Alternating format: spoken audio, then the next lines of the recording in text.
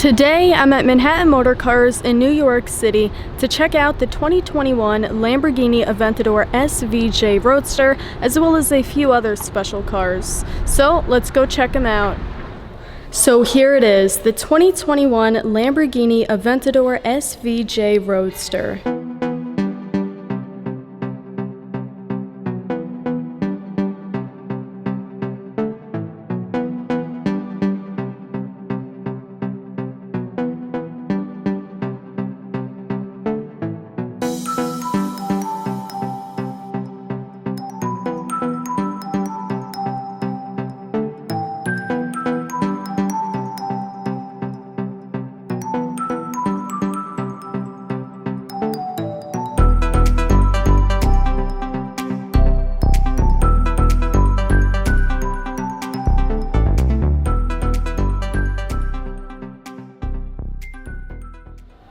The SVJ is the most hardcore version of the Lamborghini Aventador. The design is inspired by super fast and super athletic aeronautical references, such as spaceships and jet fighters, as well as race motorbikes. It has lightweight materials and ALA 2.0 for best handling performance. We'll touch more on that shortly.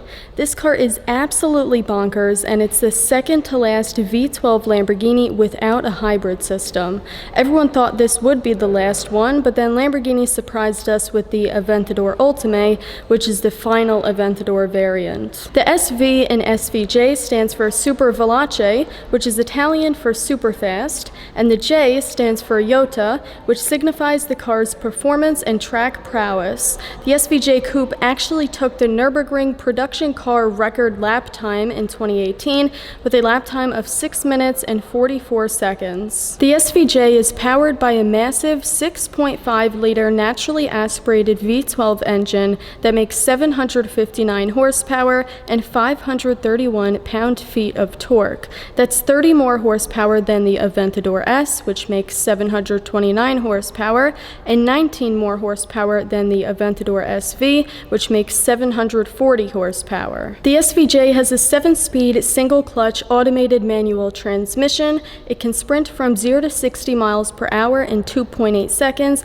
and it has a top speed of 217 miles per hour. Lamborghini made only 800 SVJ Roadsters and 900 SVJ Coupes, which means the SVJ is less rare than the SV, since Lamborghini made 500 SV Roadsters and 600 SV Coupes. The SVJ Roadster starts at $573,000, which is $56,000 more than the SVJ Coupe starting price. So the SVJ has the latest version of ALA, the 2.0 version. ALA stands for Aerodynamica Lamborghini Attiva, which is Lamborghini's patented active aerodynamics system. The ALA system actively varies aero load to achieve high downforce or low drag, depending on dynamic conditions using electronically actuated motors positioned in the front splitter and the rear wing. When ALA is off, the active flaps are closed, and the rear wing, which is made entirely of carbon fiber, acts as a traditional fixed wing, generating maximum downforce for high-speed cornering and full brake conditions. When ALA switches to on, the flaps are opened, reducing air pressure on the front spoiler and directing airflow via an inner channel and through the specially shaped vortex generators on the underside of the car. Flaps in the central pylon also open to stall the rear wing, all drastically reducing drag and optimizing conditions for maximum acceleration and top speed. You've got these front side fins and large side air intakes. These help increase airflow, aid cooling, and reduce drag. Airflow over the roof is uninterrupted whether the roof is on or off, and the overall result is an improvement by 40% of the total downforce compared to the Aventador SV Roadster. This rear engine cover at the back is actually made of lightweight carbon fiber, and you can take it off with these quick release clips over here. With the SVJ, you have rear wheel steering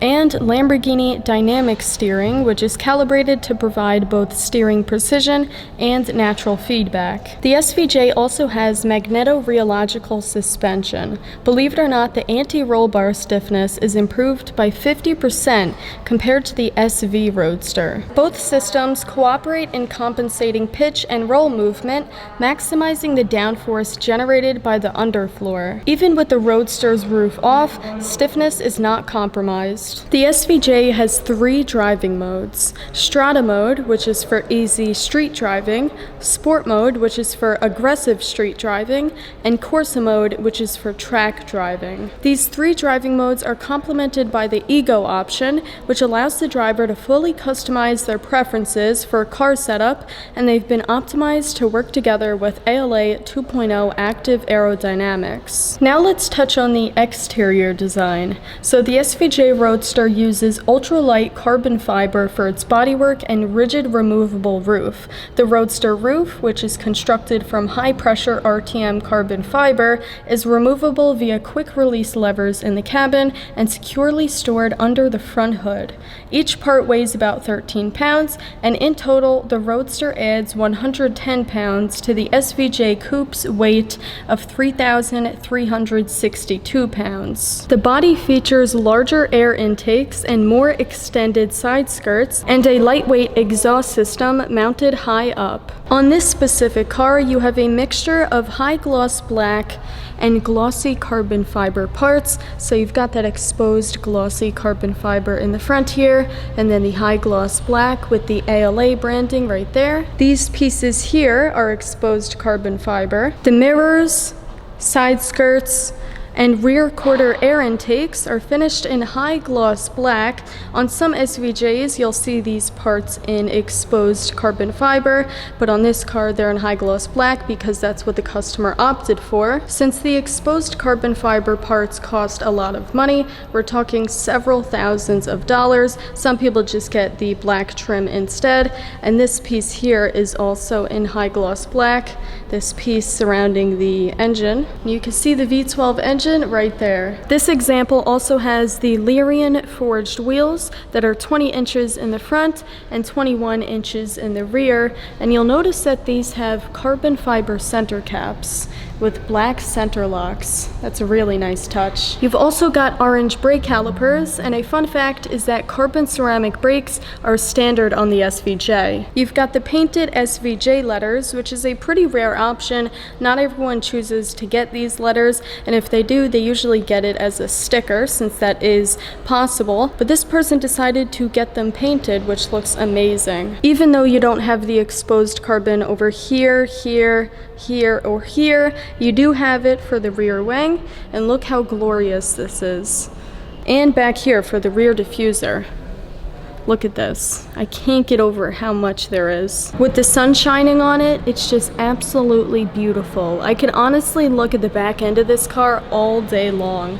And I love those iconic Aventador taillights with the 3 Ys. You'll notice that design language on all Lamborghinis, including the Urus. And I love how aggressive the engine cover looks with all of these outlets. I mean, just look at this thing. How could you not want to own this? This example has been driven just 3,000 miles, and it's finished in a Rancho Atlas, a metallic orange color that's a bit brighter than a Rancho Borealis, which we commonly see on the Huracan, and we also see it on the Urus now that it's one of the colors for the Pearl capsule. The asking price for this SVJ Roadster is $950,500. If anyone's interested in buying it, come to Manhattan Motor Cars and ask for Viviana and tell her I sent you. Now that we got the exterior out of the way, let's take a look at the interior. So I just put the passenger door up. Now let's put up the driver's door and check out the interior.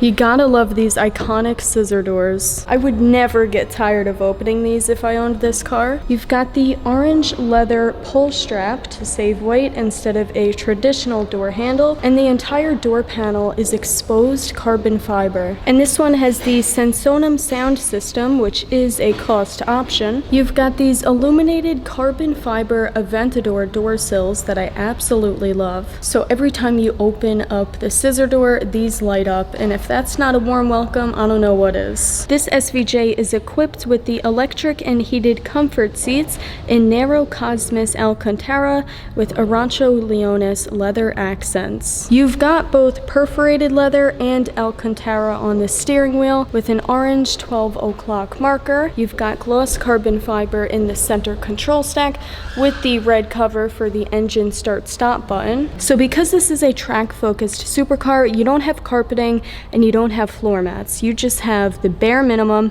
just the floor. And this one happens to have beautiful orange accents. Surrounding the instrument cluster, you have gloss carbon fiber as well as black leather with these orange accents, including orange stitching, and an Alcantara and leather dashboard. My favorite part about the interior has to be the embroidered SVJ branding on the seat. It just looks incredible. In the center control stack, you have tons of controls. These are probably the most important right here besides the engine start stop button. These are your drive mode controls. So like I said, you've got Strada, Sport, Corsa, and then Ego, which allows you to customize your drive mode. Over here, you've got your climate controls, and up here, you've got general vehicle functions like window switches, the front axle lift system, ESC, your hazard lights, and believe it or not, Eco Start Stop. So that's when the engine shuts off at like a red light or a stop sign. I can't believe that's in a Lamborghini. Down here, you've got buttons to control the infotainment system. This is not touchscreen, that's why you have these buttons. So you've got navigation, info, car setup, and then you've got this rotary knob to turn through the different pages, as well as these arrow buttons. And then you've got your return button, and over here, you've got radio, media, name, and telephone. Then you've got your volume switch right here. Below that, you've got reverse, manual, and your electronic parking brake. So when you press this M button, you can use the paddle shifters on the steering column. So you actually use this to open the door. You just push down on this black piece and then lift up on this silver piece. So let's demonstrate. First, we're gonna shut the door. Just like that. You've got your lock and unlock button as well as your mirror adjustments on the door, and that's pretty much it besides the strap. So we're going to push down on this, lift up on this, and the door goes up.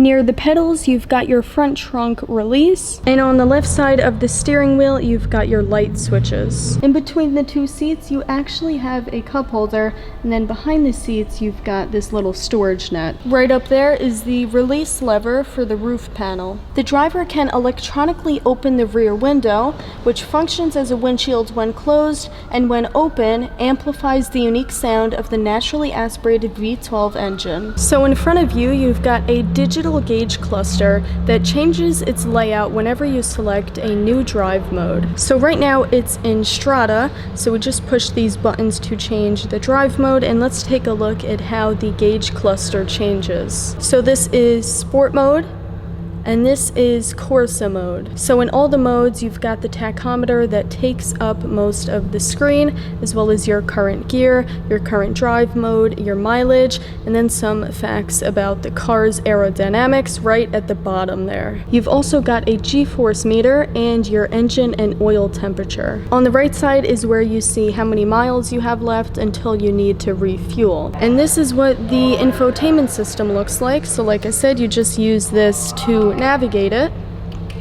So that's the interior of the Lamborghini Aventador SVJ. Also in the Lamborghini showroom is this Grigio Lynx Huracan STO. This is actually a demo car, and I've seen one in this exact spec at Lamborghini Greenwich. And next to that, we've got a blue Astraeus Huracan Evo rear-wheel drive coupe. You commonly see this color on the Urus, so it's really nice to see it on the Huracan. You've got these 19-inch black wheels with red calipers. The blue and the red really go good together. And I see you've also got red interior accents. I love the body color rear diffuser. I know some people don't like that, but I really love it. Sadly, this one is not for sale. Someone put a deposit on it, but it's too gorgeous not to look at. You've got these matte black wheels. These are called the Heck wheels, H-E-K, with the black center locks. You've got matte carbon fiber trim. You see more of that matte carbon right here for this shark fin piece. There's no carbon here, just matte black plastic for the roof scoop and for the wing, as well as the mirrors. And the rear diffuser is also in this matte black plastic. I mean, this wing just looks so bare without the carbon. It's cool though that this wing is manually adjustable between 3 positions. It's currently in the medium position. And just like the SVJ, you've got a super aggressive looking engine cover. Here's the window sticker. This car starts at $327,838, but with all the options that this one has, the total price comes to $366,433. This STO has the sticker pack 1, which gives you these stickers on the front, the side, as well as kind of on the back there. These orange stickers look pretty good against the gray paint. Believe it or not, this pack costs $5,300. Yes, just for stickers, $5,300. Do you guys think that's insane, or is it worth it? Upstairs in the Porsche showroom, we actually have a 2015 918 Spyder in acid green. This is believed to be just one of 4 918 Spyders in this paint to sample color. The successor to the Carrera GT, the 918 Spyder is a plug-in hybrid hypercar like no other, one that Porsche developed from scratch, beginning with a sheet of white paper. It's one of the most cutting-edge, tech-forward vehicles Porsche has ever created, and the entire car was designed around the hybrid drive system. Before the 918, it had been years since Porsche offered a genuine supercar, though some could claim the 911 Turbo S is essentially just that. The Carrera GT, made from 2004 to 2007, is generally regarded as the company's last analog supercar, but it was time for something new. The 918 Spyder was in an altogether different league compared to even the 911 Turbo or GT3 RS of its day, and it was built to showcase the potential of plug-in hybrid power. The 918 shape was first unveiled as a concept car for the 80th Geneva Motor Show in 2010, followed with the production version at the 2013 Frankfurt Motor Show. It was developed in Weissach and built in Zuffenhausen, and only 918 examples were made. So that was my visit to Manhattan Motor Cars in New York City. Thanks for watching, and I'll see you in the next video. That's a great way to end the video. I love G-Wagons. Alright, peace.